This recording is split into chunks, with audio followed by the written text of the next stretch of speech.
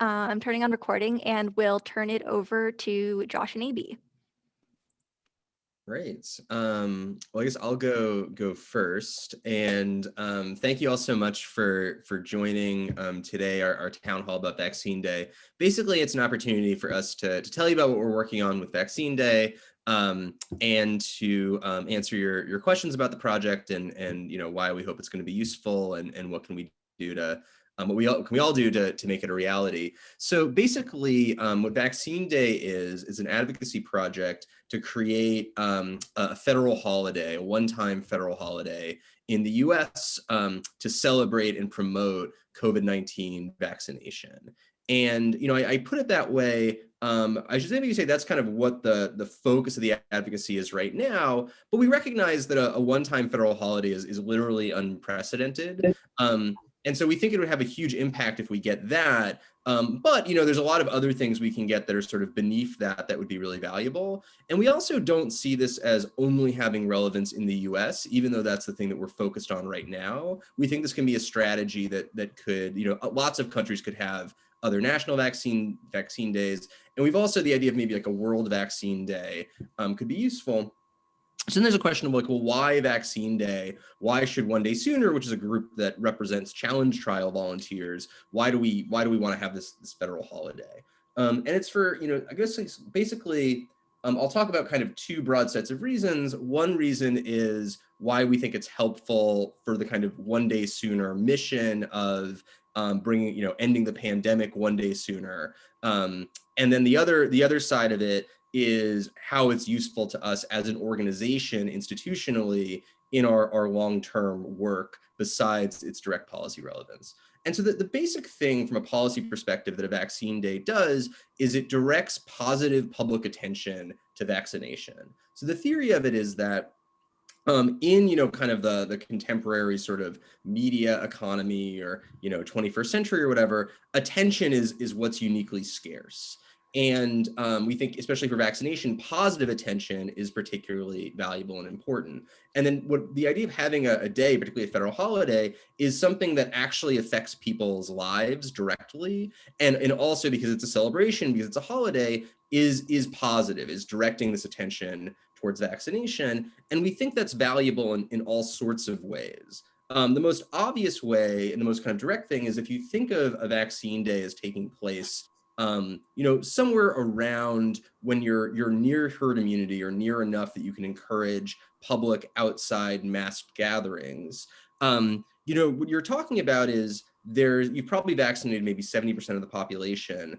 By having this Vaccine Day and kind of maybe privileging access to some of the celebratory events like concerts or things like that to people, like giving tickets out in advance to folks who've already been vaccinated, that encourages vaccination ahead of time, right? Because people want to go to them. If their friends are going, it creates this sort of social peer pressure, things like that. And then also it's useful for the late adopters of people who haven't been vaccinated yet, because there would be significant capacity to vaccinate on the day itself. It would be this kind of public celebration that would be valuable. But there's a lot of other ways that we think positive public attention can be harvested in a really valuable way. Part of that is educational, is teaching people about how these vaccines were discovered, and the diverse group of people that were important and heroic in developing those vaccines and in providing essential services throughout the pandemic. But part of it also is directing policy in I think two main important ways. One is that we want there to be a really bold, audacious, big investment post-COVID in pandemic preparedness and in investing in vaccine development, so that we can mitigate future pandemics, do better with future pandemics, use the technological advances we've seen during COVID to do things like develop a universal flu vaccine. And we see a big public moment focusing positively on vaccination as a way of advancing those policy goals. And the second thing is it's of critical importance to vaccinate not just Americans, but the world, and particularly people in low-income countries. And we also see this as a way of drawing attention and drawing funding towards those countries. So, for example, you could try to have sort of pay it forward donation program of donating the cost of your vaccine shot to COVAX, to funding for vaccination in the developing world. And you could have like literally maybe like collection plates in some sense for this sort of goal in different local community events. Okay, so that's kind of why we think that a vaccine day is going to help with our substantive goals of ending COVID, kind of one day sooner, and also of helping things in the long term and outside the United States. But also institutionally, it's important, thinking about, well, what's the long-term future for one day sooner? And what we see the future here is we want to be representing research participants in studies beyond COVID-19 challenge studies. We obviously have a background and focus in challenge studies. We obviously have a focus in challenge studies, but we also want to be representing people who've been in vaccine studies for COVID. And in the future, people who want to be in high impact studies, want to expand the frontier of medical and scientific knowledge. And so then the question is, okay, well, if that's the goal, and we'll be representing those people, how do we do that successfully? Because we think that a lot of our ability to influence the debate for COVID challenge trials has been because we were able to be arguing publicly in a really effective way and have literally hundreds of news articles and in lots of different media about our work and promoting the voice of volunteers.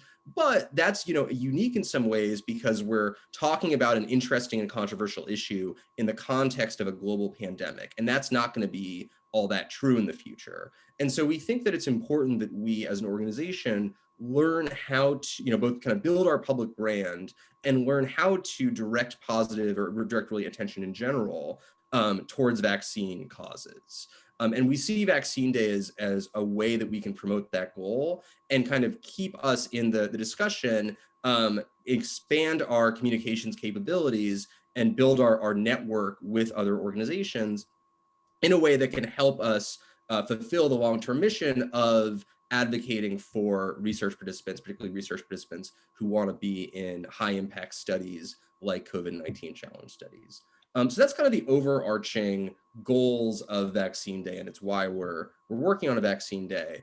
I'll turn it over to Avi, who can kind of add some stuff I've missed, and then maybe also talk a little bit about what the strategy is for how to actually get a Vaccine Day.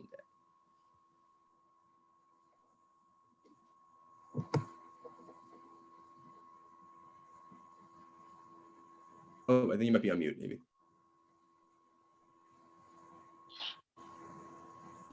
There you are. I think it's on now. How is it now? Fantastic. Great. So yeah, as Josh mentioned, I will be talking about the advocacy that we've done so far and the advocacy that we hope to do in the coming months. So the first thing I'll say is that the most likely implementation for a federal holiday is executive order. There's some precedent for this. With presidents giving executive orders to have federal holidays in the past, though, as Josh mentioned, a one-time federal holiday would be unprecedented. So it's definitely an ambitious task. We think that it would be fantastic if this became a recurring holiday, but it's probably easier to aim for a one-time federal holiday first. If that goes really well, then the case for a recurring holiday becomes a lot stronger. I think our advocacy can be divided into two phases. Phase one being making this one-time federal holiday a reality, and then phase two being making sure National Vaccine Day is as good as it can be in terms of getting really good evidence-based vaccine communication, getting a diverse range of credible messengers about vaccination for the day, and actually engaging people. So I'll talk a bit about phase one, since that's the phase that we're in right now, trying to make this a reality. So the main things that we've done so far are as follows. A lot of our advocacy has centered around an open letter that I'm linking right now in the Zoom chat. And this open letter is in support of National Vaccine Day. It's been signed by nearly 100 people. Isaac, who's on the call, is helping us put together a diverse range of signatories. Some of the people I will mention right now are Norman Baylor, who used to head vaccines at the FDA, Stanley Plotkin, who is the godfather of vaccines. He's the developer of the rubella vaccine. Jerome Kim, who's the Director General of the International Vaccine Institute. Mike Schur, who is the creator of Parks and Rec, Brooklyn Nine-Nine, and The Good Place, and most recently Nick Offerman, who is Ron Swanson, who many of you I'm sure know. And then other names like Nadine Raphael, who's one of the top vaccinologists at Emory, Kiona Wynn, who will be speaking after me to speak about Boston Vaccine Bay, but I'll get to that in a second. And we're hoping to expand the list of signatories. Then other things we've done are put together partner organizations. So these are nonprofits who are in support of a National Vaccine Day and are publicly associating themselves with the idea. We think this is key because, One Day Sooner has a comparative advantage, and I think in terms of advocacy, bringing issues to the fore, that those are sort of like the skills we gained in advocating for COVID challenge trials.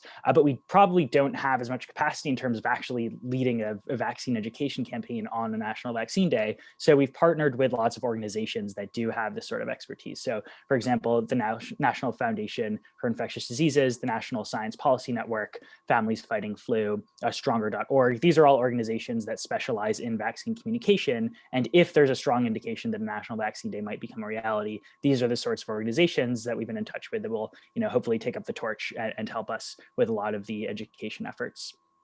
And then some other, so with that said, the sort of plan for the next month in terms of generating attention for National Vaccine Day is basically as follows.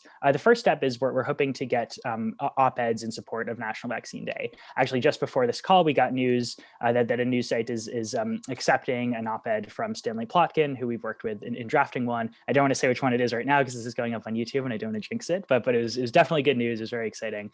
Then we're hoping to release the open letter. We're not exactly sure the order here, might switch some of them around, pitch the open letter. We then are also working with Dr. Richard Carmona, who's a former Surgeon General, on a letter that's been signed by some other Surgeons General, and we're going to pitch that. And the idea is to sort of build the news each week or every 2 weeks to sort of keep this a prominent issue and bring more people on board.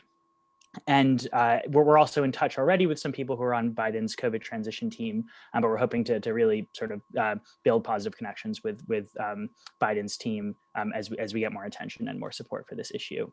So in a sense, you can think of it as running back a lot of the advocacy we did with COVID-19 challenge trials. We had our challenge trial open letter in July, and that sort of snowballed to some degree in building support, though of course, faced more resistance. Because National Vaccine Day is less of a controversial idea, we're hoping that it continues to snowball and build support.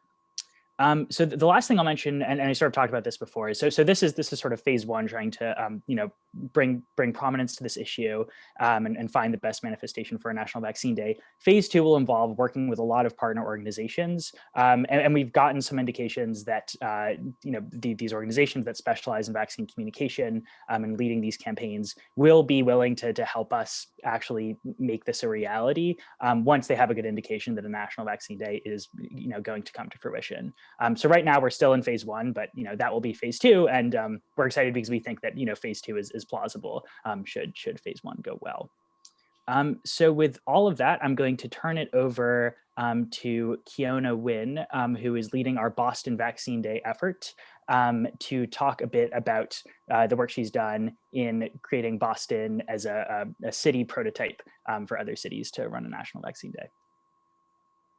Thanks, AB. Can everyone hear me? My mic's been working pretty well today. Wonderful. Yep. So yeah, basically, I was able to come on board and help One Day Sooner think about how can we make a replicable model that other cities can use and implement if we can get some steam going around Vaccine Day. So I actually just threw together a few little slides because I thought that might be simpler. I wonder if I can share. Will you enable me to share, please? Yes. Thank you, Julia. You should be good now. Thank you.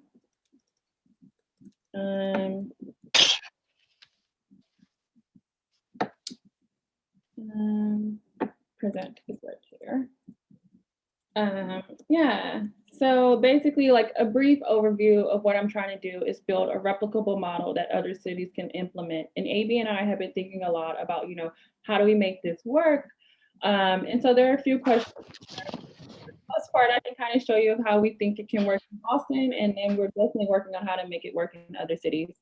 So one part of vaccine hesitancy is that, people don't know other people who are getting vaccinated. The one thing that I thought we should do when we approach this model is to make it to where everyone feels like they have something like they can be involved in making Bring Vaccine Day to a reality. So to do that, I composed a steering committee of people actually from Boston. And so these people are in Boston, they're invested in their city, and by having a chance to come together, like that can spur more people to get vaccinated because they have more skin in the game. And then also they'll know people who they like respect or admire as a part of their steering committee. So you can see here, you might not be able to read it all, which is completely fine. I tried to like highlight the important parts, but you see like the presiding officer, I selected like a historic site in business within Boston, and then a dancer from the Boston Ballet, and including sports teams and head coaches because sports teams haven't been able to operate in the same way, but then also so many people admire and love sports. And sports is something that people would want to do on the day of if, we reach these vaccination rates in a way that makes us happy, including community health leaders and the presiding officers are in the like steering committee, as well as event planning services, because this is a huge event and they specialize in this. University presidents, because they have a lot of sway and importance in the communities and in their schools. And so presidents, as well as district superintendents, children have been out of school for a very long time. And so that helps get the messaging out to school-age children. The mayor's office, the mayor's office, and then Boston has a very strong Native American presence here, and there's actually the North American Indian Center, which represents all of New England, is located right here where I live in Roxbury, which is like a sub-district of Boston. And so including those people in there, especially as the COVID-19 pandemic has really hit the indigenous communities quite hard. So this model allows for everyone to feel really represented in bringing the day to life. And I think that will help us overcome part of like the hesitancy that comes from feeling like, well, I don't know anyone else who's getting vaccinated, or someone is just like forcing this holiday on me or something like that. Instead, it's your community, it's your city creating the holiday, which completely shifts the narrative. The second part is the events. And so I see the events happening in 3 levels. At-home gatherings, so backyard barbecues, senior living facility celebrations. We can never underestimate how particularly worrying it's probably been to live in an assisted living facility with how COVID has impacted them. Family dinners for many families who weren't able to gather during Thanksgiving or Christmas. Neighborhood block parties, and so this allows every neighborhood to tell their unique story, come together in community, dance and laugh, hopefully in the street. And then large festivals, and so here you allow festival companies to get special contracts to host large festivals, and there are multiple festival companies in each city. In Boston, we have Boston Calling, which is in like the Austin, Cambridge neighborhood. We have BAMS Fest, which is in a historically Black neighborhood. There's a festival known as Boston Japan Festival, which happens in downtown. So you can see just like the way I'm listing these, that these festivals appeal to very diverse crowds. And that's exactly what we want, because then there's like something very exciting and entertaining for everybody to do at multiple levels. And so you want to do it. And like there's also the hype of just knowing that like, wow, my favorite artist might be performing at Boston Calling. Like I have to get vaccinated and I have to text all of my friends to get vaccinated. We have to get tickets. We have to get our outfits together. Like the whole anticipation, and that's exactly what we want. So there's this one. So then there's that part, and then there's a music competition and dance competition, which I won't like get into the specifics of it, but I can kind of just show you how it works. And so I believe my sound is enabled. And so this song actually happened right after the Capitol insurrection. It's completely, fine. The title is Earth is Ghetto, which makes it funny, but it's more about like a general discontentment with how we aren't caring for our neighbors. And so by hosting a national music and dance competition with one guiding principle tell us about your COVID-19 experience. I expect that we'll see the airways start to get saturated with people sharing their COVID-19 experiences, sharing getting vaccinated. And this will also kind of create that in-group peer pressure that Josh was referring to, where you see everybody else participating in the holiday in multiple ways. I'll play like a few minutes of the song because it's quite great.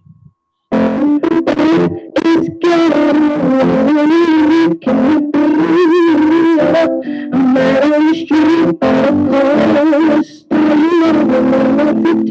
got a very child, so easy to see. Up and down the street, getting up on me. I can't reach my feet, but I need to. You should see these people, it's hard to believe how they treat each other. It's hard to conceive, but you are. Yes, girl, I wanna leave all you are. Yes, girl, I wanna leave.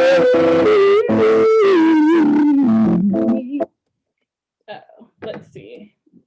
Yeah, so you can see like with that song, it's actually a song where she's like begging aliens to come take her away because she's just tired of how we're like not treating our neighbors with kindness and respect. And so that's exactly the type of creativity that we want to see come out of a music competition, where people are encouraging other people to treat each other with love, to treat each other with respect, but in very, very creative ways.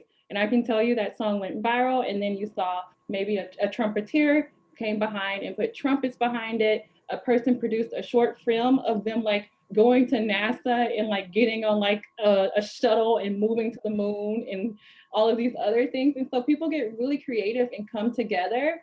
And hopefully, you know, what happens is that you realize that you have more in common. You see a shared story, you see a shared message, and you're like, well, I'm also tired of like not treating people well, and maybe I also want to be beamed up into outer space. And so I think that that will be a really creative way to do it. But then for those who can't sing or play an instrument, we also think a dance competition to accompany it will get those last group of people involved.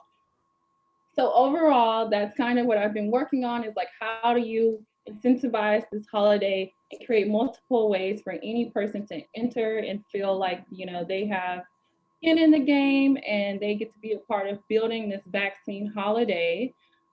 Yeah, so that was a lot. Let me stop sharing my screen. I have so many things open. But that was kind of the gist. I don't know if Abby or Josh want me to take questions, or if y'all want to keep moving with the agenda as outlined. Well, I think the agenda is to probably start taking questions now, unless I'm forgetting a piece of it that, yeah, that's on there. So yeah, so in that case, all right. So you guys have kind of heard the some of the main ideas of this, though I'm sure there's things we've missed. So yeah, so first, you know, kind of hearing that, what are people's thoughts and questions and suggestions about the Vaccine Day initiative?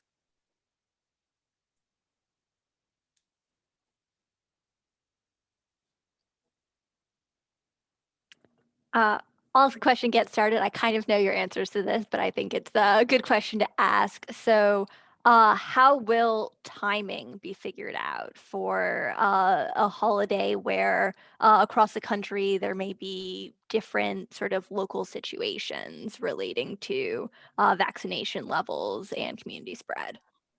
Yeah, so the main thing is that you know, you can't do in-person events until it's safe to do so, and that has to be the guiding principle. And so to me, it's kind of like you want to do Vaccine Day as soon as it's safe, because I think in some ways you want to have, you know, if Vaccine Day is the light at the end of the tunnel, you want to be kind of trying to hurry up vaccination and hurry up control measures as much as possible. I think it will, you know, we're going to see how the advocacy campaign goes, and also how vaccination and control of COVID goes, in a way that's going to really shift what's possible from when the day might be. What you might end up seeing is, you know, maybe there'll be a lot of different local vaccine days, like the one in Boston. There'll be ones all over, and that those might be at different times depending on when things are safe. And what we want to do is be working with our steering committee to come up with really good public safety standards. And so one set of numbers we've kind of thrown around is like a very initial rough guess that's going to have to be made a lot more rigorous, is that, a month in advance of anything where you would do in-person gatherings, you need something like 60% of the population has to be immune, either through natural infection or vaccination. The COVID rate of prevalence in the community has to be below 0.5%, and there has to be capacity to vaccinate 1% of the population a day. I'm not saying that's going to be the final number by any means, but that's the type of idea that you'd be thinking. And, I think it's really going to depend on how quickly vaccination happens, how quickly herd immunity happens. When we were first talking about the idea, we were aiming for something like May 28th to create a long weekend with a 4-day weekend with Memorial Day. Right now, that seems much too ambitious. And so it could be something like Juneteenth on June 19th, or on July 4th, or for Labor Day. But yeah, the main thing is that we don't know yet, and it's going to be safety first. Avi and Kiona, do you have other thoughts about this? The only other thought I have, and this was, I think you mostly covered this, but I think the way that this would sort of look in action is that we establish public health standards for when a national vaccine day could occur, and then we sort of look at those metrics, and then once we hit those metrics, or once we hit metrics that sort of imply in 2 or 3 months' time, we can assume that we'll meet the conditions that Josh outlined of a certain level of collective immunity, a certain level of COVID prevalence. Then that sort of triggers when the date will be. And so it's really hard to say right now, because we don't know the sort of trend lines of how vaccination is going to go over the next half year. But hopefully soon we sort of hit a series of metrics that can indicate that in 2 or 3 months' time it might be safe, and then we can lock down a date. James? Yeah. Okay. So for obvious reasons, something like a vaccine day is probably at an all-time popularity level, right? Like, this is the strike while iron's hot. And I'm wondering whether there is, would it make sense to advocate for this to be a recurring holiday, right? We need to get a vaccine every year as it stands until some big breakthrough happens for the flu and, for other things. And there is a level of, disinformation that has polluted some people's minds into being against vaccines. So it could be a good day for rallying behind the science, that kind of thing anyway. Is there any thought about just doing a national vaccine day every year?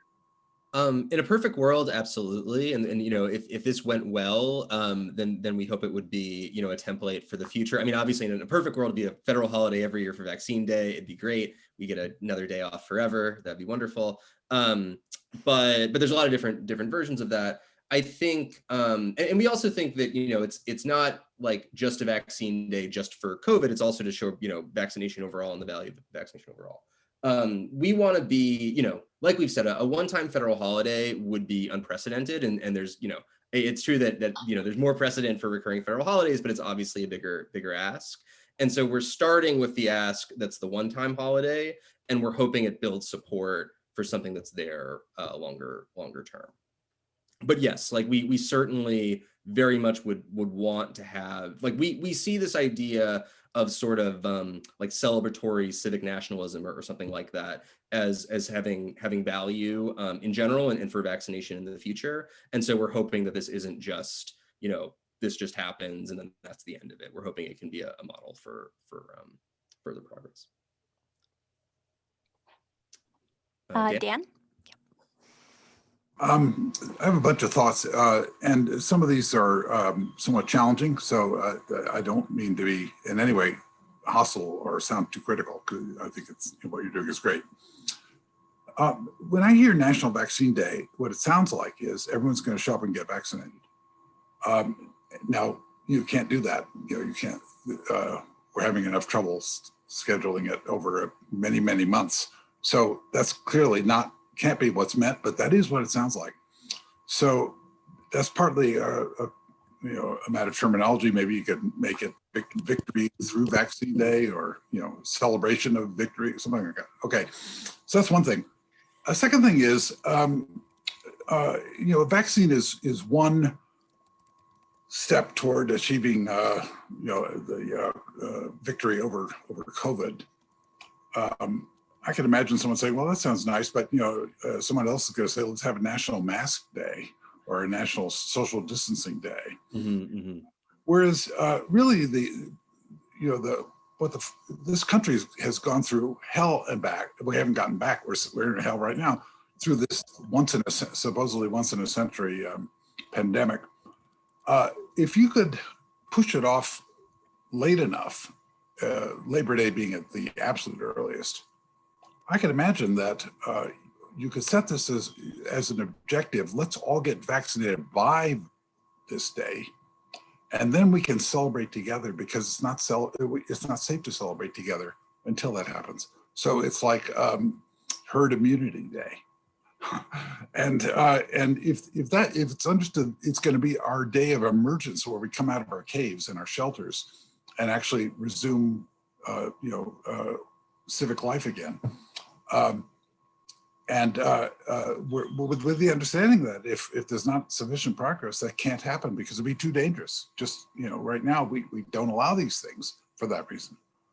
Now, if you did it that way, it would make it clear that the purpose of this is to set a goal of everybody getting their butt over to a vaccine, a place, and getting vaccinated, so that we can be a normal country again. That would be an incredible thing. And Kiona, I hope I can share some conversations we've had. Kiona had a rather more ambitious idea than this. You said you were talking about having a 4-day weekend around Memorial Day. And what Kiona was talking about with me, these are all just Kiona's ideas, was sort of orchestrated 4-day Labor Day weekend, where the Friday would be the holiday. And that would be a day of remembrance for the people who died, a way of honoring them, and also taking note of the fact we just lost, 700,000 by then. I mean, that's a hell of a lot of people, right? And so many Americans have had a loved one die.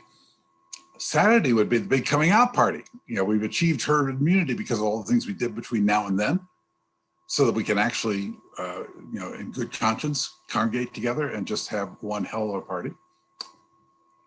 And then, Kiona, I think you're right. Your suggestion to me was that Sunday would be a day of reflection, being Sunday and so on, thinking about justice and other goals.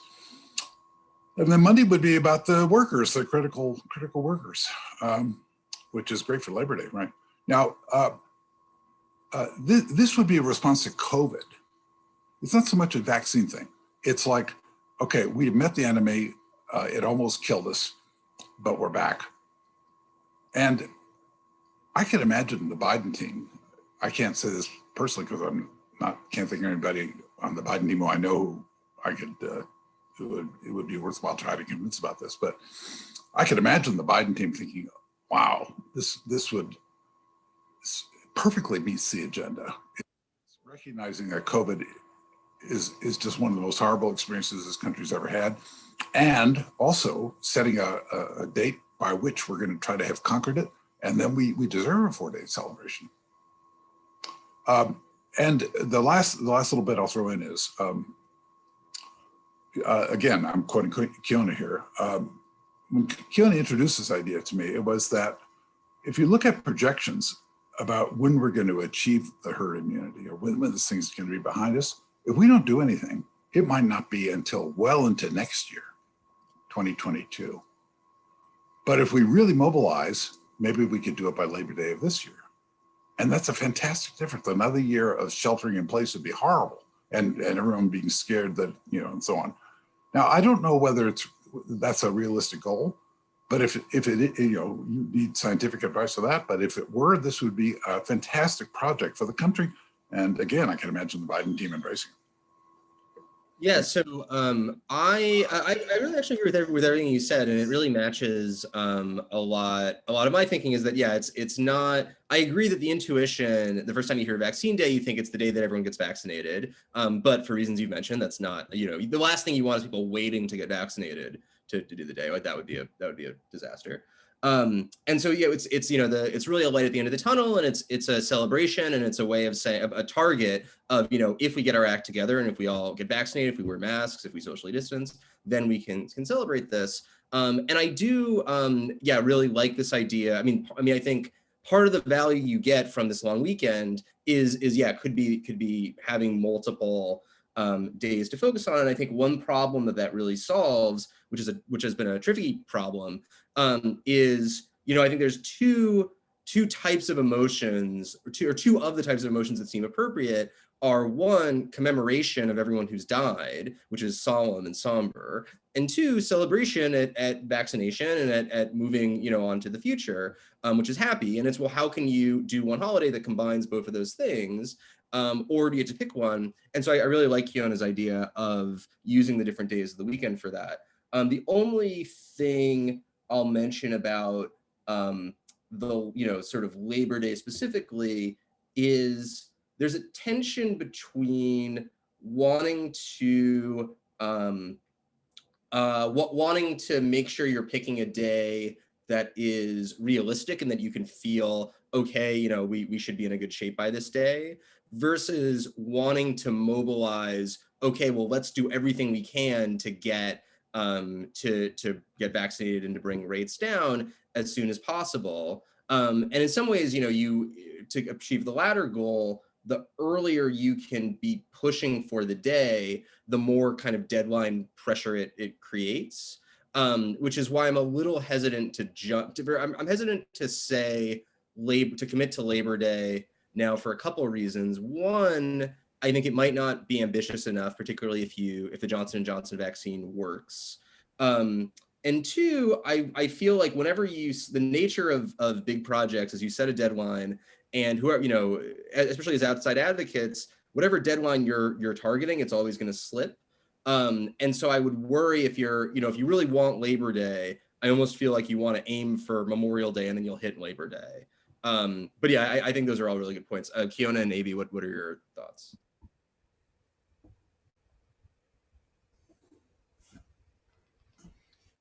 Yeah, I'll add one thought, but you're definitely interested in hearing from Kiona if you have any thoughts, given that this is your, I think, also fantastic idea of sort of separating the days as a way of managing the many emotions that are associated with the holiday. I just wanted to underline that I think I agree that, you know, when I first heard National Vaccine Day as a name, I also thought, oh, this is the day where everyone gets vaccinated, and immediately thought of all of the logistical hurdles that are associated with that. And I think it's somewhat of a branding issue. I think that, you know, once it's clarified, it sticks.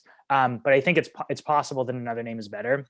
I don't think we're at a point. I think that there comes a point in our advocacy where the costs of changing the name are too high. I'm not sure we're there yet. So if there is a significantly better name, I would be interested in hearing it. I don't think it's so bad a name, because I think that once you understand, oh, it's not the day where we all get vaccinated, then James, then it sticks. But yeah, if people do have other ideas, the one thing I will say about, you know, doing something that has nothing to do with vaccination, I'm a bit hesitant to do that, because I think part of the value of National Vaccine Day is that it draws attention specifically to vaccination. But this is an important conversation, and I don't have a great answer right now.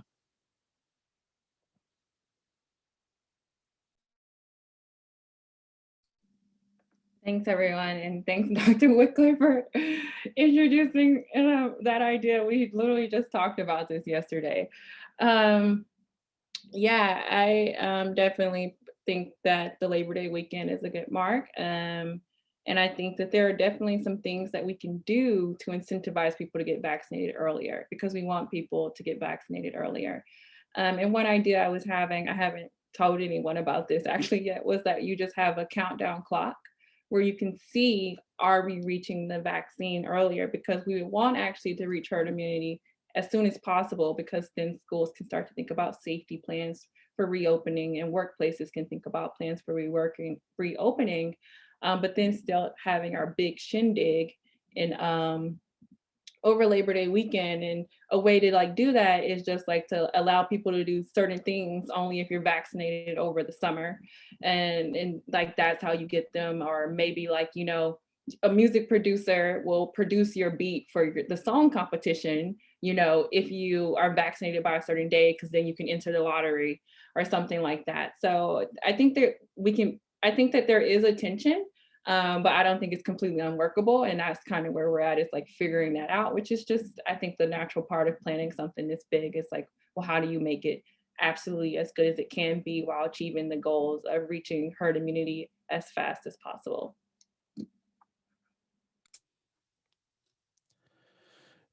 If I may. In my head, I actually did have the idea that this would be more of a recurring idea. So that is kind of elucidating to know that it's going to be this very hard one-time thing, because one of the great values that I thought about for a National Vaccine Day is education. I don't know how much we want to focus on that. Celebration is I think very fantastic, and I think it's going to be something that brings a lot of attention to it because everybody wants to party.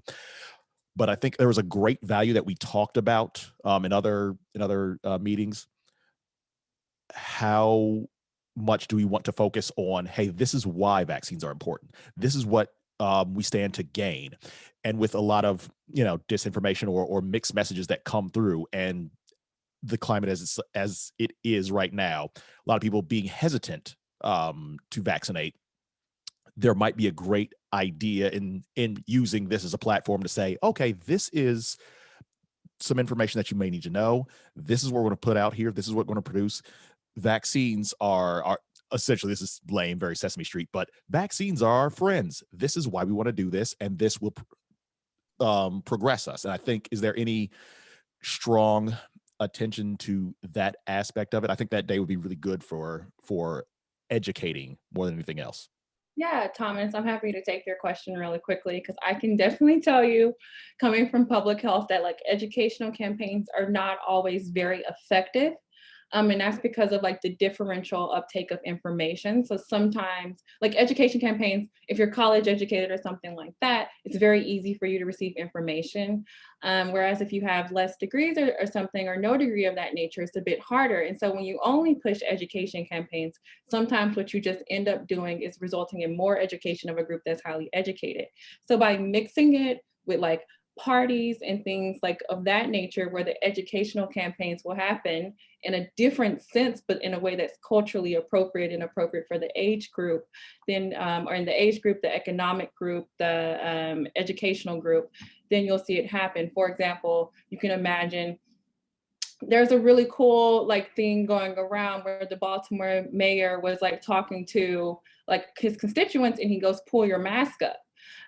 People are dying. And someone took that song and they put it to Baltimore club music, which is a very distinct brand of club music. And so then it becomes like a dance song, like pull your mask up, pull your mask up. And so it got very creative, but it was actually incredible health education. It was an incredible health education campaign. So I think you will see all of that happening, but it will be very creative, and it'll come from people as opposed to experts, because we have to remember people don't particularly enjoy experts right now. So when it comes from people with the experts informing it, and you're getting your information from accurate sources, which hopefully will happen now that the Biden team is in place, I think it'll be a much stronger educational campaign that's just baked into it, maybe without particularly saying this is an education campaign, which in my opinion, is the best way to educate people in a dialogue and conversation.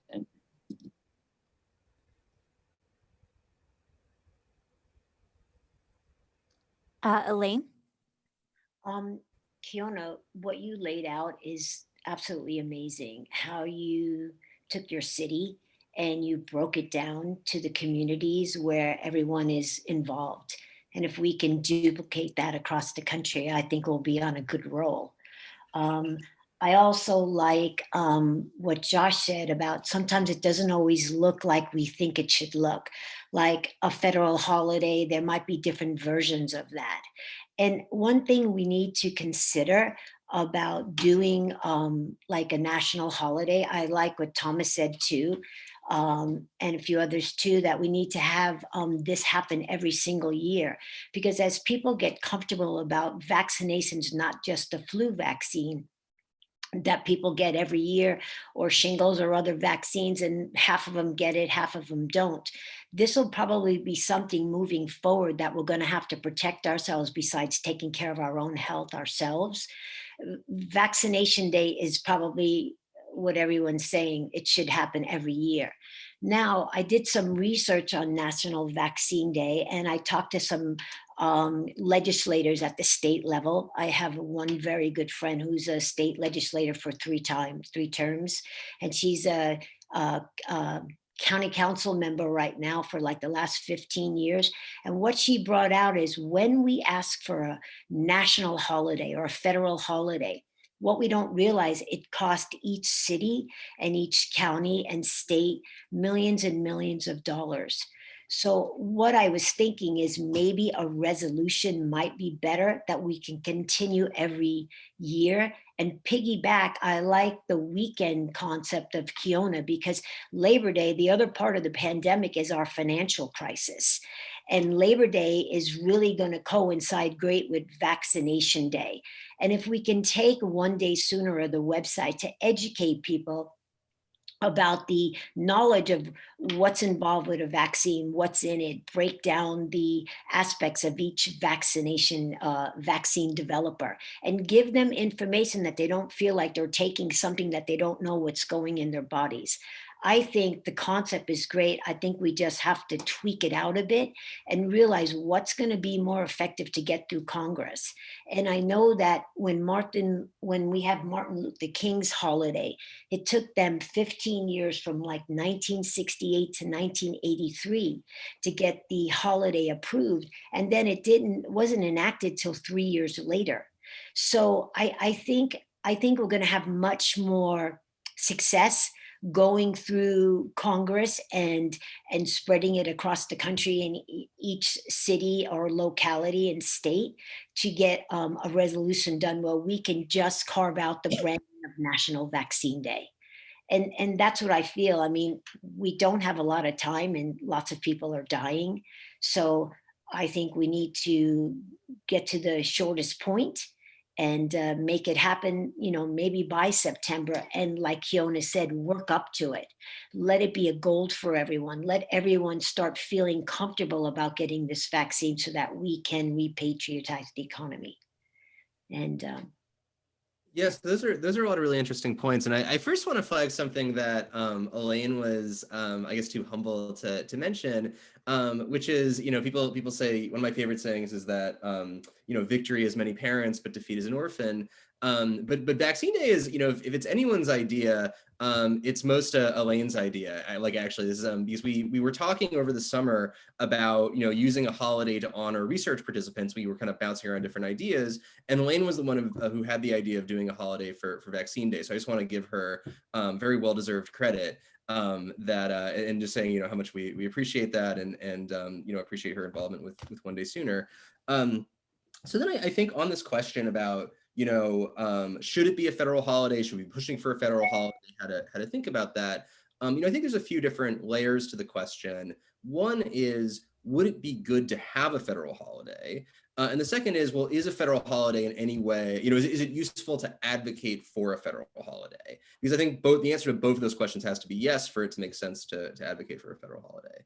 And so I think for it to be good to have a federal holiday, I think, one aspect of it, or the concern that Elaine mentioned, is, the economic impact of taking people off work for a day. And what I'll say first is that the economic literature about this is a bit mixed, because it's kind of better for some industries and worse for other industries, is the short version, right? So it's good for industries that involve tourism or travel or live entertainment, things like that. It's bad for industrial industry, industries that involve people producing things at work that are then sold later. And then there's a lot of industries that it's like indifferent for generally. And there's some, there's a study in Italy. They did a one-time national paid holiday for their 150th anniversary. And there was a study that said that actually was economically positive. There have been other studies for other holidays that have said that they were economically costly. I think that, the cost here, insofar as it is, I think there's two things. One,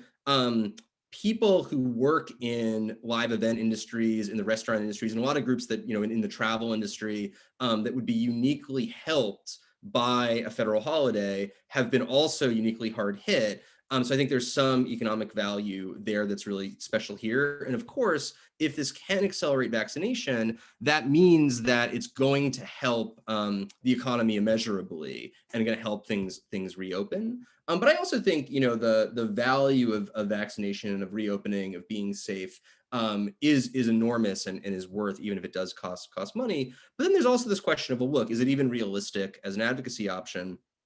And I think that, to me, there's sort of two elements of it. One, we are living through historic times, and this is something that, in a very divided legislature, the president can do on his own. And so I think there is a unique opportunity here. And it is something that isn't going to cost federal money, but has real public value. It's something that every citizen gets that holiday. And of course, Americans don't usually take as much leisure time as other countries. So there's that value as well. But the other thing is, I think that from an advocacy perspective, if you want people to, if you just have a resolution, that on its own doesn't do anything. You need people to take the idea seriously, and pushing for a federal holiday, I think, is the best way, even if you don't get the federal holiday, of getting people to engage with the idea seriously from a public perspective in the advocacy for it.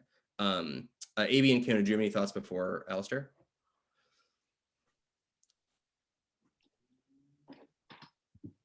Yep, Alistair can go ahead. Yeah, sorry, the kettle's just boiling. One thing that I'm wondering is, if you're having a holiday to kind of, encourage the speed, by whichever method, encouraging deadline pressure or whatever, encouraging this, to increase the speed of vaccination in the US. I guess, how would that square with an overall global vaccine equity strategy where, already high-income countries are being prioritized way over, mid and low-income countries? Yep, that's a good question. And I'll first kick that one to A.B. and Kiona to give their thoughts first, and then maybe I'll pop in if I have something to add. Yeah, so I have a few thoughts on that, but it's not super fleshed out. So my first thought is one messaging, or one message that we definitely don't want to send, is like the US is taking a victory lap in our ambitious defeat of COVID, while most of the developing world still hasn't gotten access to vaccines. And one way of sort of preempting that or sort of flipping that narrative is to make sure the messaging about vaccination includes the need to vaccinate the world. And there are sort of two I think key ways of doing this. One is an appeal to humanity. I think that's sort of in line with Biden's goals of rejoining the WHO, joining COVAX, which is, everyone matters, everyone is a human being and equally deserving of dignity and worth and respect.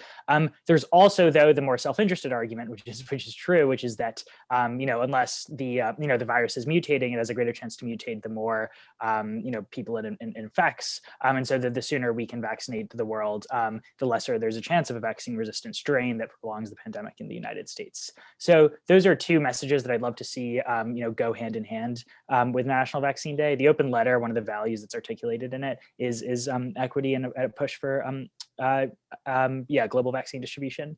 And the last thing I'll say is that part of I think another aspect of National Vaccine Day is this idea of creating a perfect platform to announce ambitious projects for pandemic preparedness, which applies to trying to make sure pandemics are contained everywhere. So yeah, sort of those are some of my thoughts on how National Vaccine Day could help promote global vaccine distribution. I am very wary of this being again, like a premature victory lap when we know that vaccine pre-purchasing has been entirely skewed toward rich countries gobbling up all the available vaccines. Definitely. And I'll just hop in and also add that we cannot forget the impact of COVID-19 in this country. And that impact was not at all, equal. Communities of color, Black communities, Indigenous communities and continue to be completely devastated by the impact of COVID. I believe like I stopped reading honestly because it's so depressing, but maybe around like November, they were projecting that like 1 in 3 Black people knew someone who died of COVID-19. So there is the question of like, yeah, we don't want America to seem like it's taking a victory lap, but I think, you know, also just remembering that a lot of people have died in this country. Quite a lot of people have died in this country, and it wasn't always an equal impact. And so people, you know, here also still deserve to feel some joy and some relief and, as well. Yeah, the one thing I'll just add from a strategic or like from a kind of advocacy strategy perspective, or you know, my take on this, which is that you know we've wanted to kind of contribute to the public, you know, in discussion of vaccine equity since back in June. It was important to us to try to be improving the US's policy on that. And we've really struggled as an organization to do that. And the basic reason we've struggled is to be a little simplistic, like Americans don't care about people in other countries getting vaccinated. And or to be a little bit less simplistic, it's that the particularly when there's a crisis, people's focus is in their own community, their own neighborhood, and it makes people not want to be generous, and it makes it very difficult. We've had a tough time trying to, you know, place opinion pieces, or you know, we are getting messages about vaccine equity and global equity to carry as a signal across, you know, different media. And so, for example, you know, we've always talked about, you know, we I think kind of consciously chose this strategy in August of foregrounding vaccine equity and the need for having lots of vaccines to vaccinate the whole world as a rationale for challenge trials, but that's very rarely, if ever, quoted in press. And so, you know, the question is, okay, well then how can you try to shift public opinion and try to show that it's not just an American problem, that it's a global problem, that we need to be doing this. And so to me, it's, you know, one of the appeals of a vaccine day is that it is this big spotlight of attention that then, you know, if from the beginning we're focusing on vaccine equity, we can then direct some portion of that attention to, we need to help people in the rest of the world. And also when you think of precedents for this kind of macro festival or like telethon approach, if you think of like We Are the World and Live Aid, or you know, things like the broadcast after the telethon after September 11th, those often have a fundraising component for people in poorer countries or poorer parts of the world, and so that fits with kind of precedent in a way, so it could be useful as a tactic for that. Zachariah? Yeah, thanks. So I think according to what Alistair has said, the way perhaps I would look at it, or the way to maybe alternatively look at it, is that from 3 different perspectives. First of all, as it has been mentioned, National Vaccine Day, or the commemoration of Vaccine Day, has many aspects to it. It's not just about the victory lap or celebration to say America has done it. I think it's also a stern reminder of the hell that all of us in the world have gone through, and also a reminder that going forward as a globe, we should be prepared and more, I think, ready for such kind of things, looking at how casually the world took this pandemic when it started and the catastrophe that it has evolved into because of perhaps negligence and things like that. So I think such a day in America would send us some kind of a reminder to everyone in the world.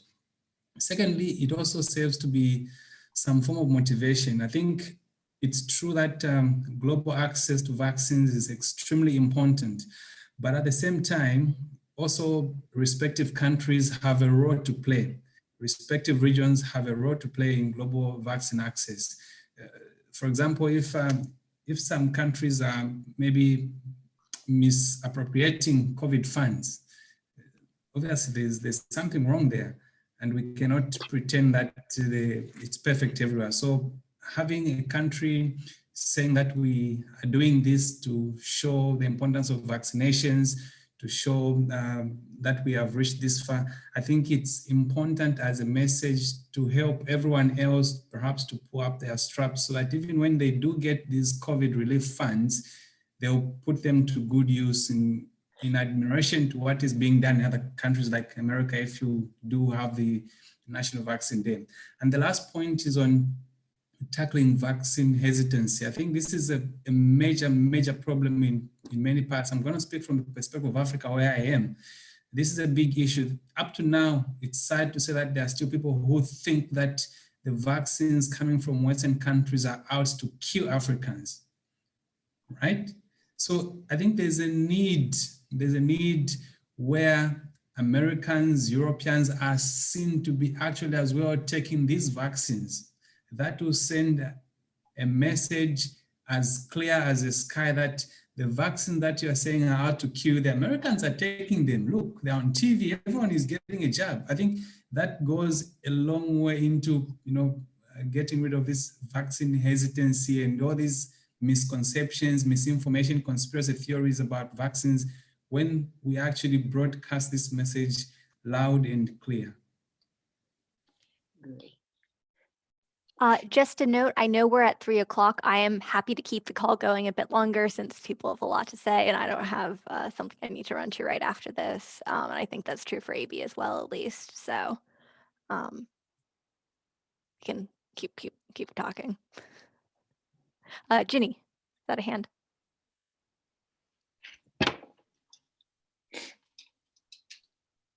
Oh, that was a goodbye.